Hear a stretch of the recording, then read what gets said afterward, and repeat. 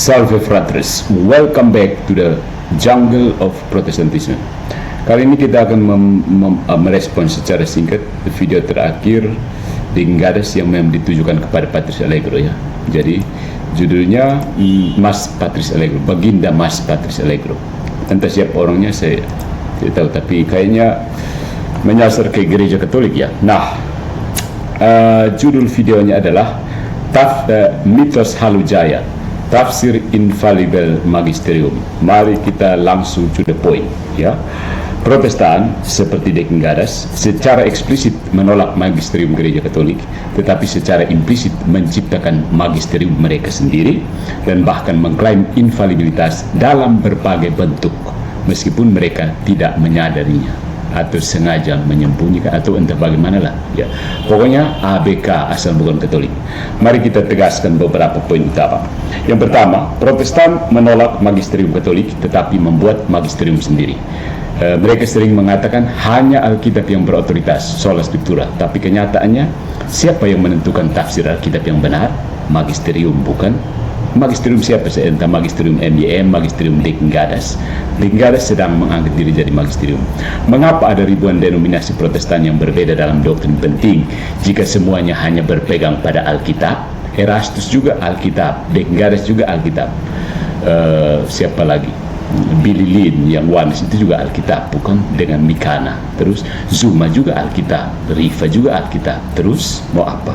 Ya, faktanya setiap kelompok Protestan akhirnya memiliki otoritas tafsir sendiri, baik itu individu, pendeta, sinode, atau badan gerejawi tertentu, atau youtuber tertentu. Ini berfungsi seperti magisterium, hanya saja tanpa kesatuan dan kesinambungan sejarah. So, Protestan yang belum tahu sejelas magisterium itu berasal dari kata bahasa Latin yang artinya kumpulan guru-guru. Nah, dari kata bahasa Latin magister yang artinya guru. Deki sedang buat apa kalau tidak memagisteri kamu? Begitu. Sebagai contoh, Gereja Lutheran memiliki katekismus Luther sebagai pedoman otoritatif. Gereja Reform mengikuti tafsir para reformator seperti Calvin. Evangelical modern sering mengandalkan interpretasi pribadi atau teologi populer seperti John MacArthur atau R.C. Sproul. Netizen YouTuber mengandalkan Deacon Gadas sebagai magisterium mereka, bukan? So, jadi meskipun mereka menolak magisterium Katolik, mereka tetap membutuhkan otoritas untuk menentukan doktrin mereka sendiri. Artinya itu bukan mitos, itu fakta. Begitu. Dua, Protestan tanpa sadar mengklaim infalibilitas. Banyak Protestan menuduh gereja Katolik sebagai otoriter dan infalibel, tetapi ironisnya mereka sendiri jatuh ke dalam klaim infalibilitas terselubung. Ya, yang memang mereka wanti-wanti itu infalibilitas individu, karena menurut mereka jika seseorang percaya bahwa interpretasi pribadinya atas Alkitab selalu benar, maka ia secara tidak langsung mengklaim infalibilitas pribadi.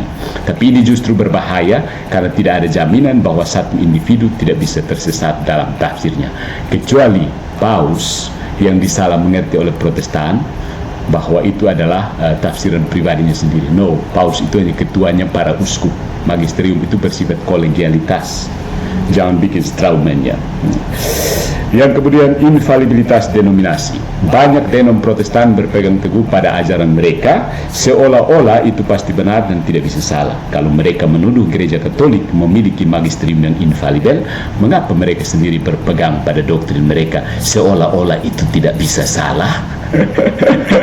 Kenapa ya?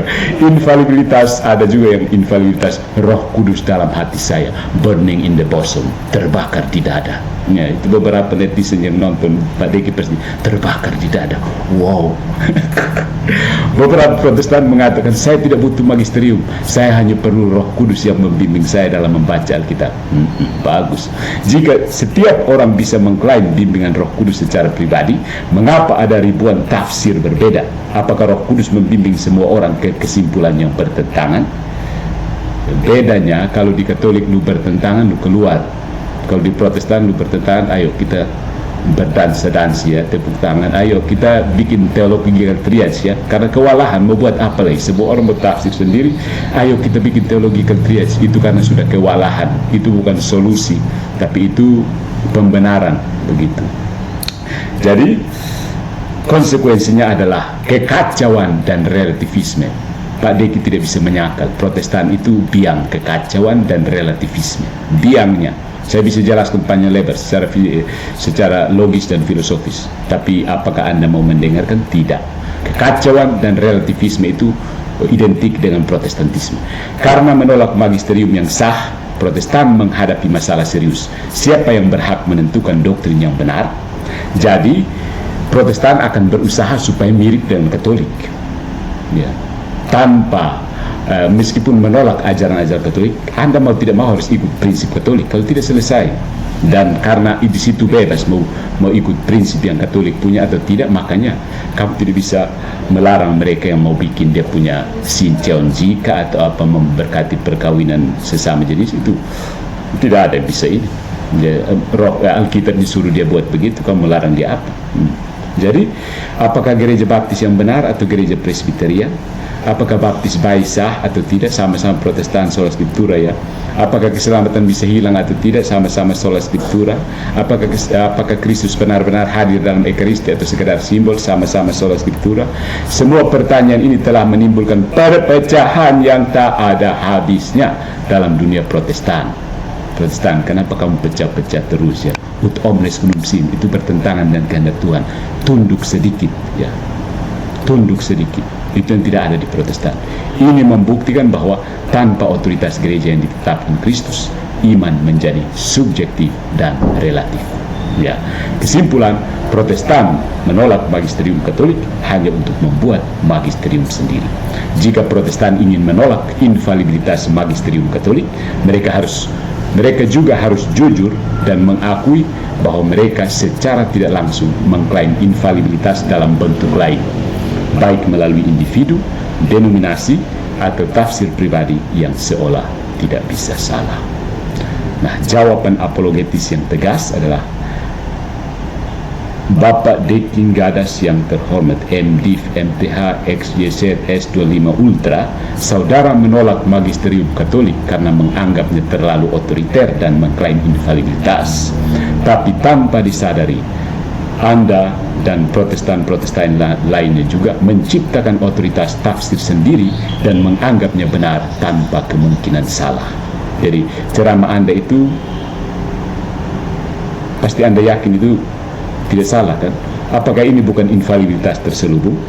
Jika Anda benar-benar menolak infalibilitas, maka bagaimana Anda bisa yakin bahwa interpretasi Anda benar dan yang lain salah? Nanti buat lagi argumen melingkar ke kitab suci, ya. Sudah bahas, tidak logis. Sola scriptura tidak logis, tidak biblis, dan tidak historis. Tidak bisa cari pembenaran. Argumen ini tidak hanya membongkar inkonsistensi Protestan, Deki Gadas dan kawan-kawan, tetapi juga menunjukkan bahwa magisterium gereja Katolik bukan mitos, itu fakta dan adalah solusi yang ditetapkan Kristus sendiri untuk menjaga kesatuan iman. Menolak magisterium artinya menolak kehendak Kristus. Itu sudah dilakukan oleh orang Katolik sendiri, dan mereka yang mau ikut itu orang Katolik yang dianatema. Dukung urusan, bro.